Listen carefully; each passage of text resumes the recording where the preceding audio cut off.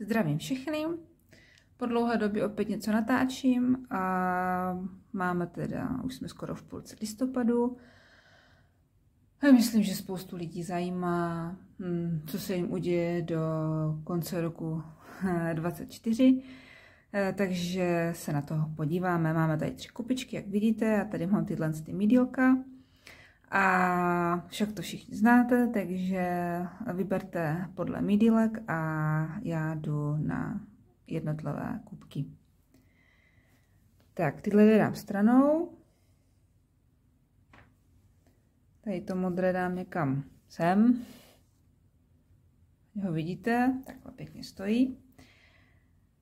Tak jo, a já se teda ptám, pro ty, co si vybrali kupičku číslo 1, tady s tím tyrkysovou oranžovým mídílkem. A jaký bude vývoj událostí do konce roku 2024? Co je tam ještě čeká od teď do konce roku? Takže vývoj událostí do konce roku 2024. Ještě vypadlo tohle. Vývoj událostí do konce roku 2024.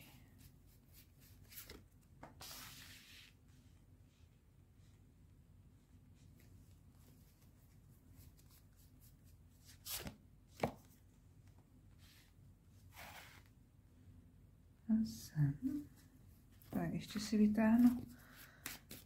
vytáhnu jedny karty. Kupička číslo 1, modré mýdlo.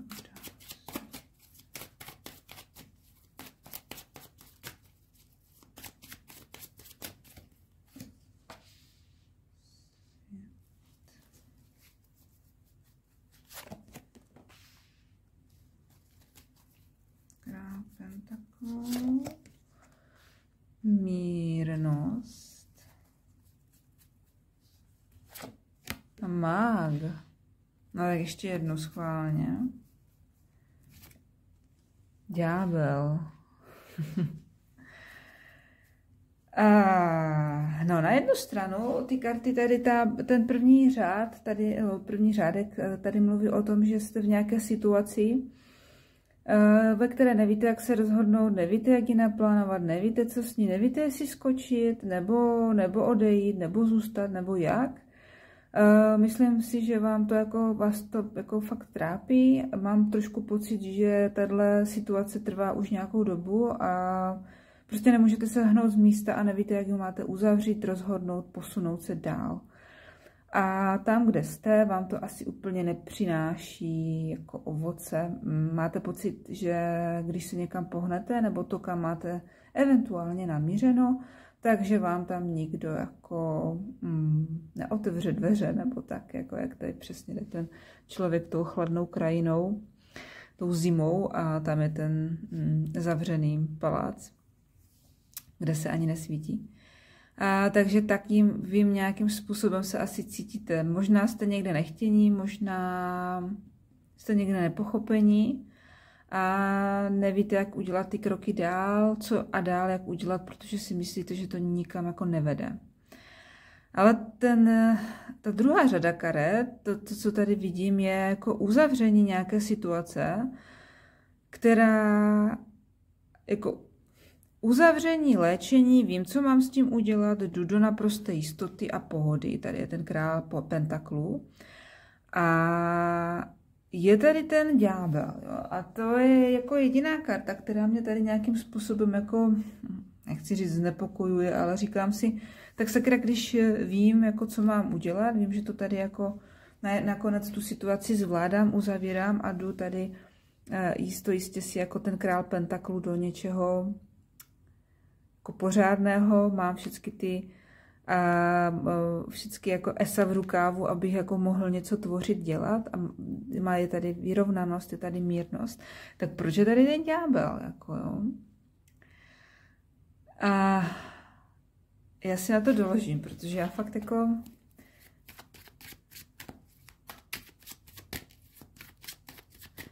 Protože je tam pentaklový rytíř nad ním. Já nevím, jestli vás tady jako opravdu...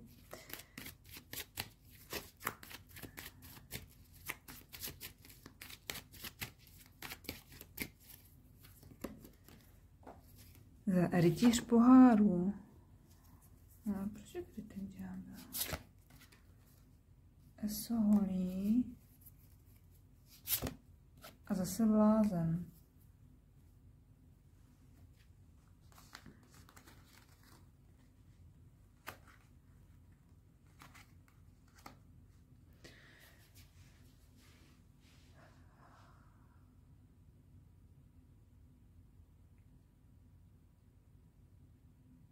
Trošku mi to jako říká,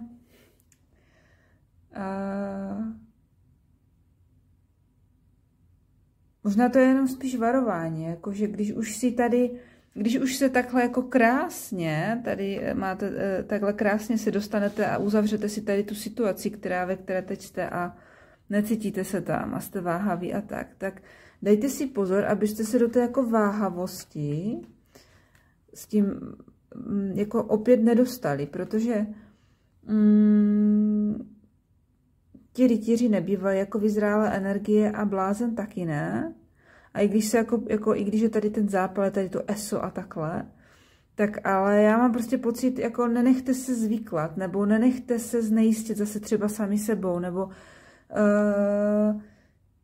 dejte si pozor, ať nezapadnete do těch samých kolejí, ve kterých jste byli.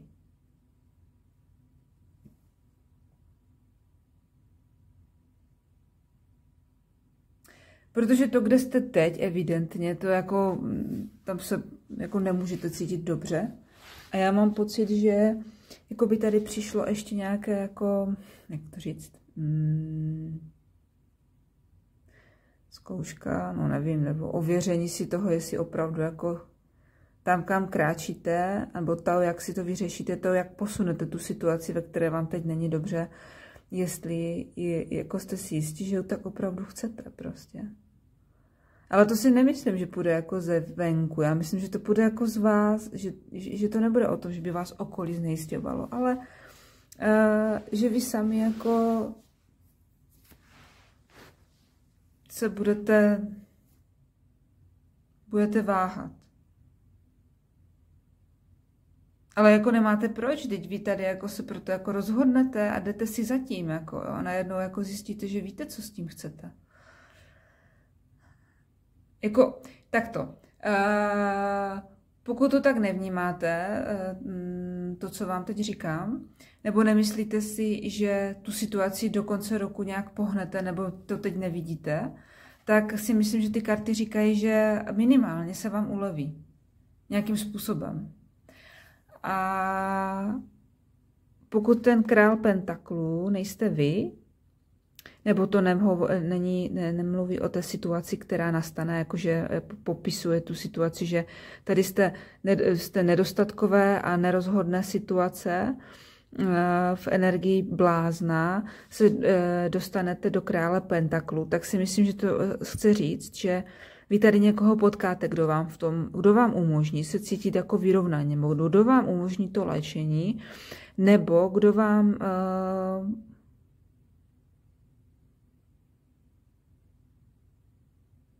poskytne ty možnosti prostě toho se pohnout, jo.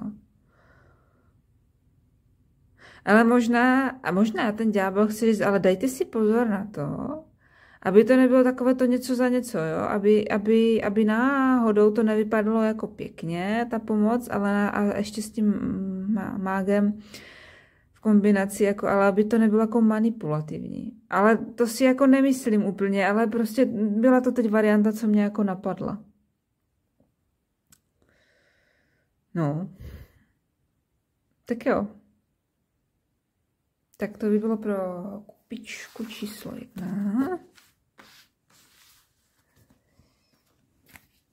A my si teď dáme, myslím, že druhá byla tady ta kytička, mýdlová taky, z čokoládového másla, nebo kakaového teda. A já teď přemýšlím, který ten balíček vezmu.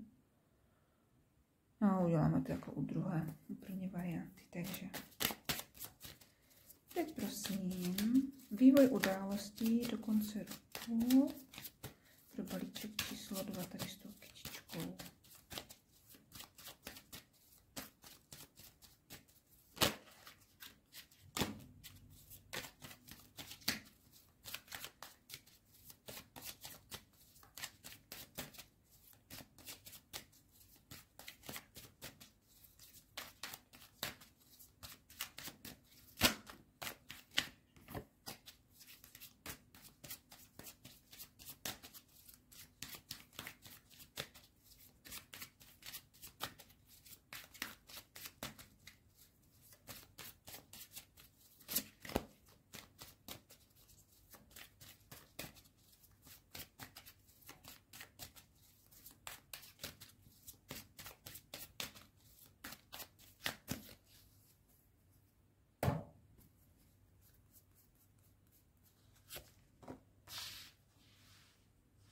Rytíř mečů.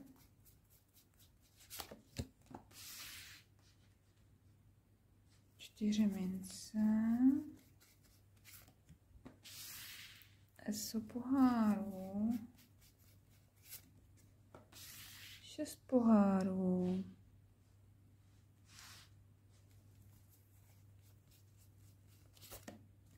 10 pentaklů.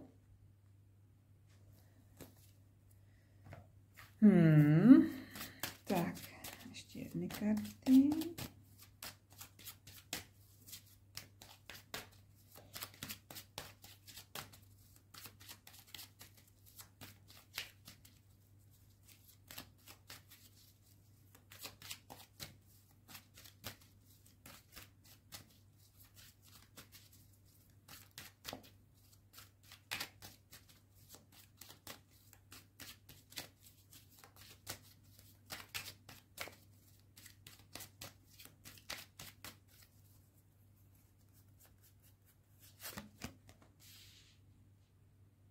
Sedm mečů,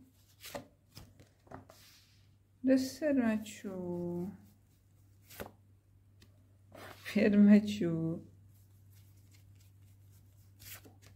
10 pohárů a opět rytíř mečů, ten se tu opakuje.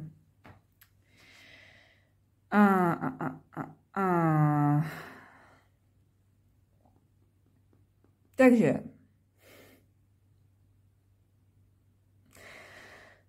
já mám pocit, že vy tady jako, jestli máte pocit, že vám teď někdo jako lže, nebo neříká pravdu, nebo to ani nevíte, že se vám tady toto děje, tak tohle skončí. Tady jako vy absolutně jako zametete z nějakou situací, vyřešíte nějakou situaci, ve které už jste, kde máte pocit, že jsou nejasné věci a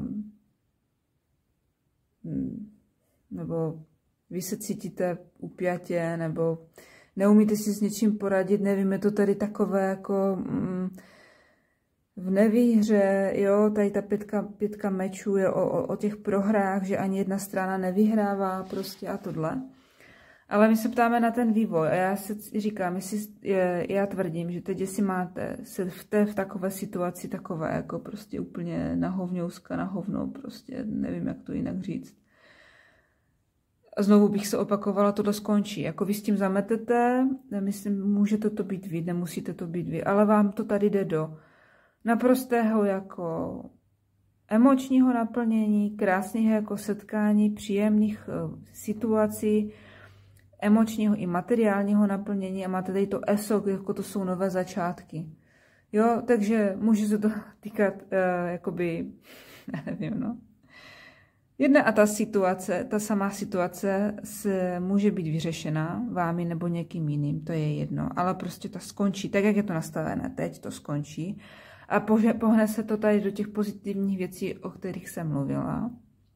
A nebo úplně od té situace, ve které jste jdete pryč, nějakým jako způsobem, netuším přesně, jako, ale prostě ta věc se uzavírá a vy se otevíráte sám úplně jiným věcem.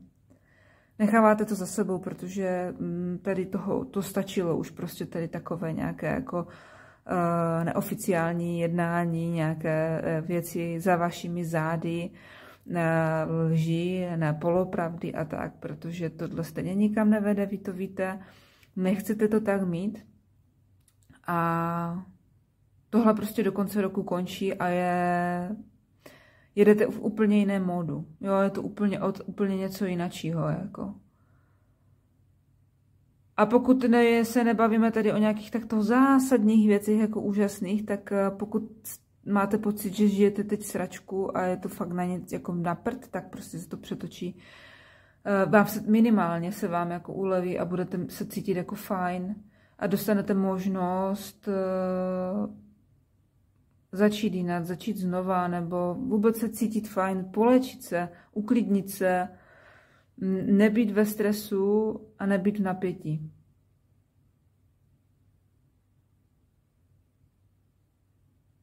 Tak jo. To by bylo pro kupičku číslo 2.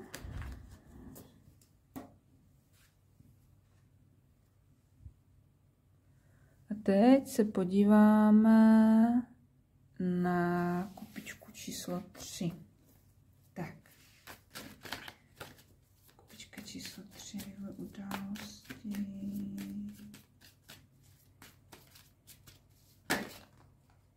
Konce roku. Tak, mě to tady padá.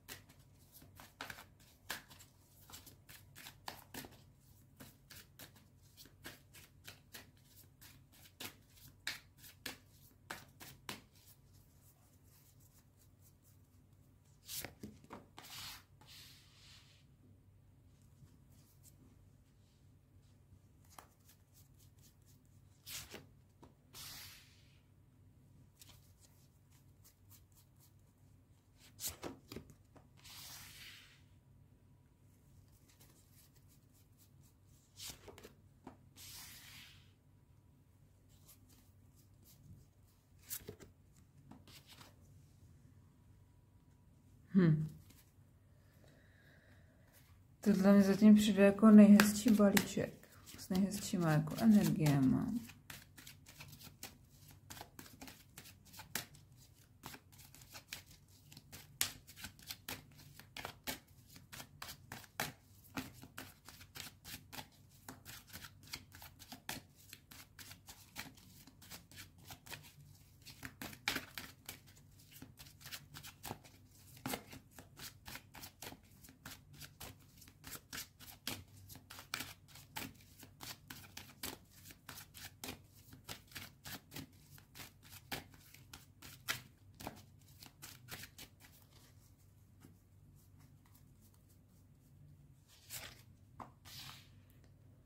Poslední soud.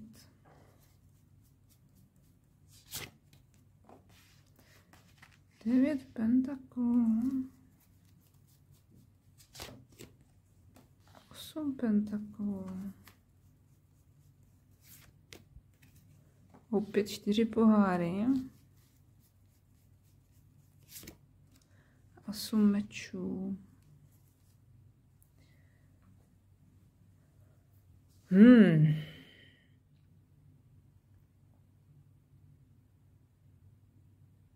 Královna pentaklu, král pohárů.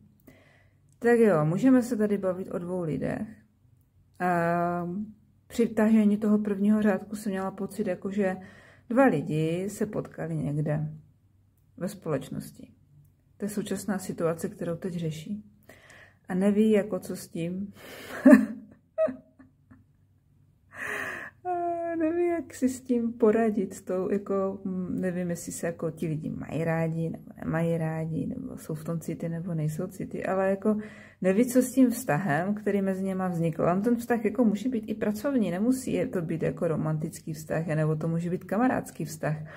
Ale jako kdyby prostě na té 4 pohárů, která tady prostě přišla 2krát, neví, co s tím, jako já nevím, co si s tím mám teď jako poradit, jako tak, jakože konečně jsem dostal, co jsem hledala a teď jako mám tu možnost tady něco jako získat z tohohle spojení, ale ty brďo, radši budu dělat, jako teď budu dělat, jako že nic a já zaměřím se radši na práci a jako na sebe sám, než abych to nějak jako se tomu postavil a čelil tomu, jo. Proč si to myslím, že je to tady o takovém jako přizdisráčství a najednou jako strachu, protože jsou tady ty 2 4 poháru, to je tahle karta a tahle karta, a potom tady ty obavy na té 8 mečů, s tím, že se tu soustředím na tu jako práci a jako svoje jako doma, svoji hojnost, svoje jako zázemí, svoje pěkně prostě, jo. No, ale je tady jako vlastně ten poslední soud, ten tady hovoří o tom mít jako dostat druhou šanci, nebo pochopit konečně, jak to má jako být, jo. Já mám trošku pocit, že se tady k té situaci jako odvracíte zády, nebo že ho nechcete řešit, nebo nevím, jak to jako říct, no, ale ono vás to jako, pokud se tomu jako nepostavíte, tak ji nevyřešíte, nebo neposunete se, nebo bude se vám to furt jako opakovat a jako zavírat před něčím oči a nedělat, že věci jsou takové, jaké jsou, to nevydrží, nikam to nevede, prostě neposune to nikoho, jako jo. Je to zajímavý tady. Nemám z toho ale pocit, jako nějaké, jako z toho tady nejsou jako těžké energie za mě. Mám spíš tady takový pocit, jako hrajeme si teda kdo z koho, nebo kdo díl to vydrží dělat, že se nic neděje, nebo ne, já nevím, jak to říct jinak, no. Protože ta královna pentaklu je tady taková na svém místě, ví, co chce, ví, co dělá, ví, kde je. A ten král pohárů, i když teda není to žádný chudáček, tak on má trošku bordel v těch citech, jo, a nechává se možná těmi city unášet tam, kam ho to zrovna zanese. A možná, že on je ten, co se hodně zaměřuje na to své já, nebo na svoji stabilistu, svoje vlastní bezpečí. A ta královna pentaklu je ta, která tady ví, že jako chápe tu situaci, jak má jako být. Nebo že je tu ta možnost se někam pohnout tady s tím člověkem, nebo nějakým způsobem to se posunout dál. Ale jako, no dobře, já si vezmu karty, já se chci zeptat, jo. O jaké situaci konkrétně se tady bavíme? Řekněte mi karty blíž něco o této situaci. Čeho se to týká? Týká se to vztahu, práce? Prosím, čeho se to tady týká?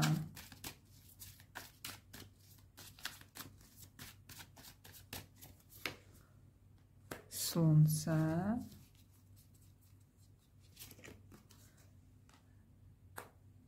Pět pohárů a S pohárů.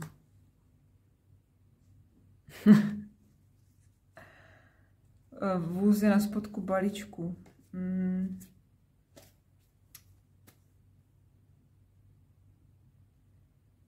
Týká se to tady situace, která v minulosti nejspíš nedopadla úplně nejlíp.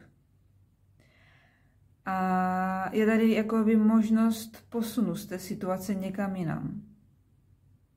Zahojit tu situaci, jako dostat možnost tu situaci začít, nebo začít jinak, nebo zahojit, prostě, ale posunout se do toho slunce. Jo? A myslím, že to dost týká jako toho krále. pentaklu, pardon, mé poháru, protože ten tam má zataženo a na něho jsem jako random dohodila to slunce, jo, takže já si myslím, že ten se má jako pohnout konečně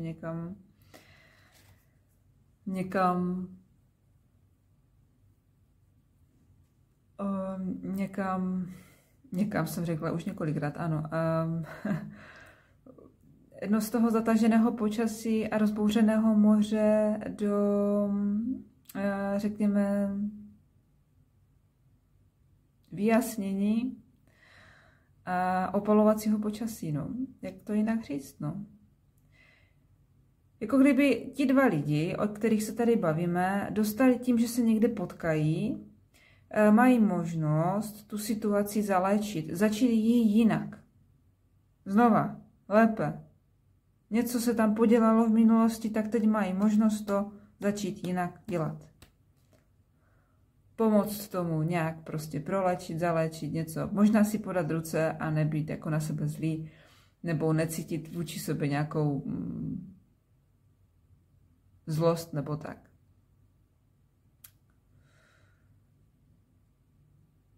Tak jo. Doufám, že jsem odpověděla v této kupičce na daný dotaz nebo na dané téma. A ať se vám všem daří. I těm, se kterýma to nerezonovalo nebo rezonovalo, to je jedno. A já se budu těšit u dalšího výkladu. Jo, a abych nezapomněla, pokud se vám to líbilo, sdílejte, lajkujte a klidně mi pište témata na výklady, které byste si přáli. Tak jo, já vám děkuju moc. Tak brzy na viděnou, slyšenou.